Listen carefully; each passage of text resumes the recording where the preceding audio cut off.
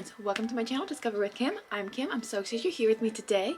Welcome to another book vlog. This week we are going to be comparing my April reading wrap up to my April TBR. Let's get into it. Okay, so this was my April TBR. So it contained 8 books of various genres. It contained The Island by Natasha Preston, a thriller novel. It contained Volume 0 from various authors. This is a collection of short stories from my book of the month. It contained Funny Story by Emily Henry. This is a romance novel. It contained Butcher and Blackbird by Brynne Weaver, a dark romance novel.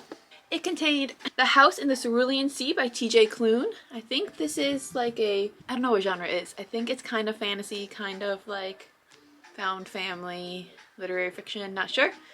The House in the Cerulean Sea. My TBR included Kingdom of Claw by Demi Winters, which is number 2 in the Ashen series. And finally, it included Rebel Witch by Kristen Cicerelli, which is number 2 in the Crimson Moth series. So that right here, this was my April TBR. Again, contained 8 books. And then from my April TBR, I read, let me just remove this one here. I read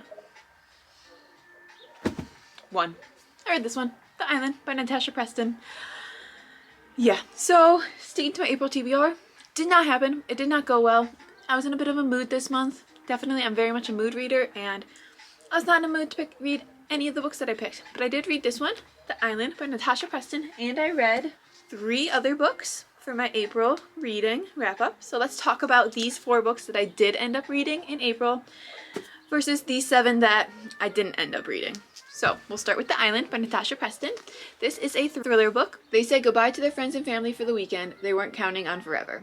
So this book is about an amusement park that was built on a private island by a millionaire. A bunch of influencers were invited to come to the island before opening to check it out and vlog about it. When they get there though, spooky things start to happen and people start getting killed off. The whole book is trying to figure out who's doing it and trying to get them to stop because they are trapped on this island for the weekend and they have no way of getting off, so they're just trying to survive for the weekend. I did really enjoy this book. I gave it, I think, a 3.5 out of 5 stars. I thought it was a fun premise. I thought it was interesting to read, and I really enjoyed this book overall. I will say that I saw one of the twists pretty early on. There was a twist at the end that I didn't see that I was kind of sad about, but I didn't see it coming, so I will give them that. But one of the people who did it, I guessed pretty early on, but that's okay. The ending, you got a good ending. I would say it was a good ending, but I personally was not satisfied with it. I want a really good, satisfying ending, and I did not find it satisfying. But I did think it was a good ending, and like I understand what the author was going for, but I did not find it satisfying at all. I did not. But I did like, this book was really short. It's a pretty quick read, so it was easy to read. And I really did get into it. Like, it gripped me right away. And I found it really fun to read. I think it would be really fun for like a summer read, or maybe for like a vacation read if you're into thrillers, because it was entertaining, but not the best thriller I've ever read. Somebody on TikTok, commented on my TikTok, mentioned that this is like Scooby-Doo in book form, and it kind of did remind me of that. So Scooby-Doo in book form, take that or leave that if it's good or bad. But The Island by Natasha Preston was one of the books I read in April. Now, the next book I read in April was called 9 Month Contract by Amy Dawes. This is actually the first book I read in April. I love this one because it has these beautiful plaid edges as well as these goats. So this book is a romance novel. It is about a man who wants to have a baby. He wants to be a father. About a woman who needs money to open an animal rescue. So she wants to be a surrogate for the man. So the whole book is about her trying to be a surrogate for him and then trying to have his baby. And of course, a romance starts between the two of them. And oh my gosh, I found this book so much cuter than I thought it was going to be. So I'm very much not like a pregnancy trope kind of person. I don't want kids myself, so like pregnancy books aren't necessarily my thing, but I picked it up because it was so cute and just something about it spoke to me, and I'm so happy that I did. Oh my gosh. So I would say I probably gave it about it's probably about a 4 out of 5 star, which for me is pretty good. I think it was very entertaining, and there was definitely a good amount of spice in it, a lot more spice than I expected, so I loved that. And I loved the storyline of it. The man was very much like, she's my woman, and like that kind of manliness, and I am very much a big fan of that. And she was pretty independent. She had her own problems that she needed to work through, which kind of started to get a little bit annoying, but like it is what it is, but I did really enjoy this book. I thought it was such a fun romance, and it included animals, which I am a big animal fan, and considering it was like a surrogate pregnancy book, 4 out of 5 stars. Can't believe I said that, but very much enjoyed. And it is part of a series. I believe they are the, hold on, let me see.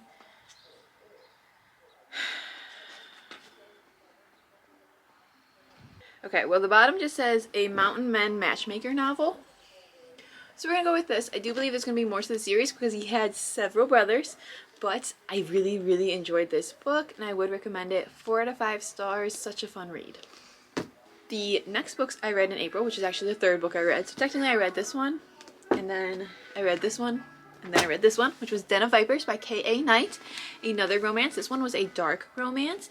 This one is about a woman whose father sells her to a mafia family to pay off his debts. So this mafia family of men, they come and they take her from her place of business and they take her back to their apartment, and she is now there. She is their plaything.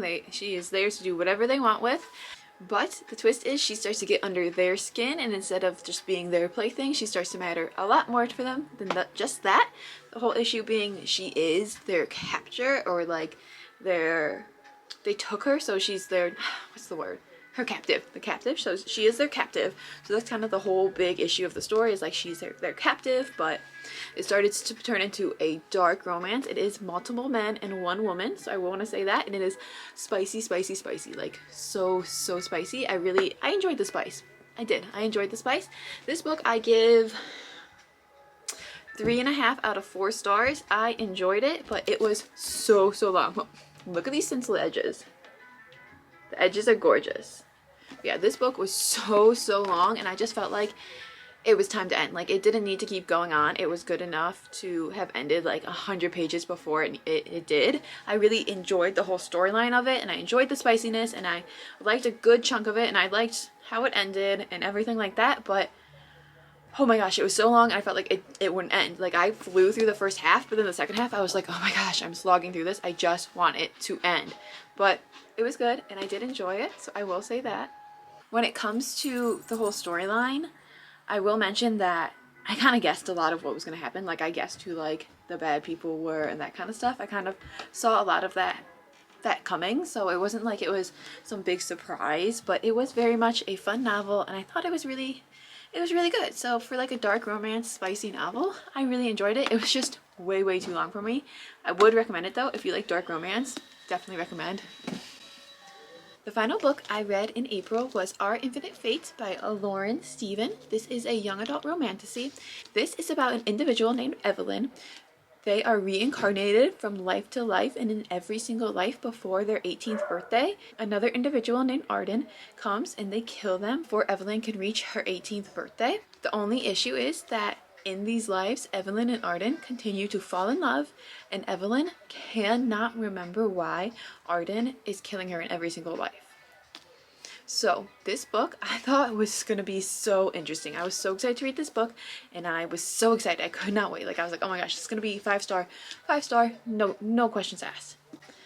I give this 4 out of 5 stars. This is a 4 out of 5 star for me. I did like it. It was good. I did find it enjoyable. I will very much say that. I thought it was enjoyable, and the story was good. The overall premise was good.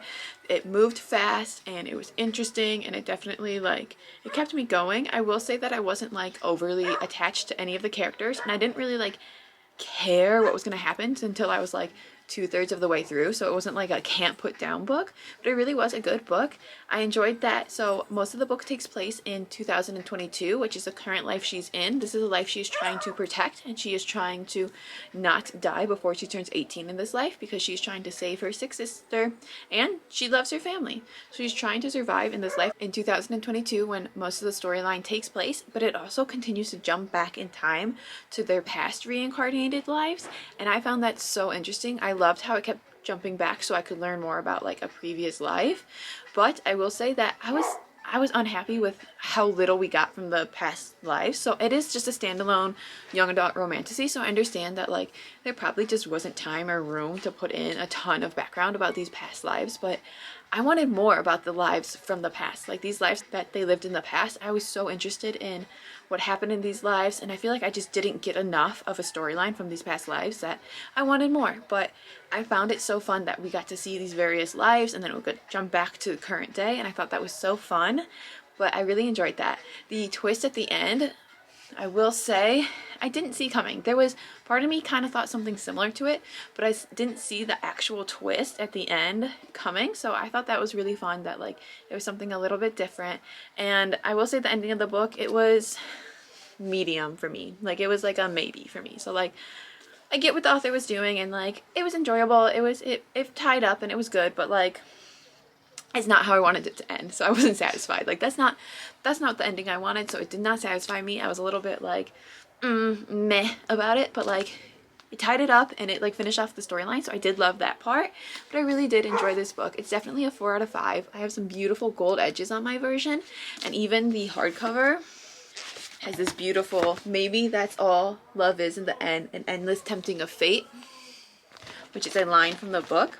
There's definitely some good quotable lines in here, and I did enjoy this book, but I feel like, again, I just wish there's a little bit more of a background in some of the topics, because I think that would have just really added to the storyline. But overall, I really did love this book, and I do recommend it if you are a romantasy fan, and if you enjoy young adult, definitely go for this story. It's so fun.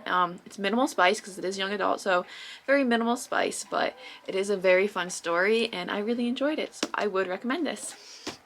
And that is my April reading wrap up. So I read 4 books in April. I read Our Infinite Fates, I read The Island, I read 9 Month Contract, and I read Den of Vipers. I got 4 books in April versus 7 books on my TBR that I did not read. There was 1 book from my April TBR that I did read. There were 3 books not on my TBR that I added to the list and ended up reading.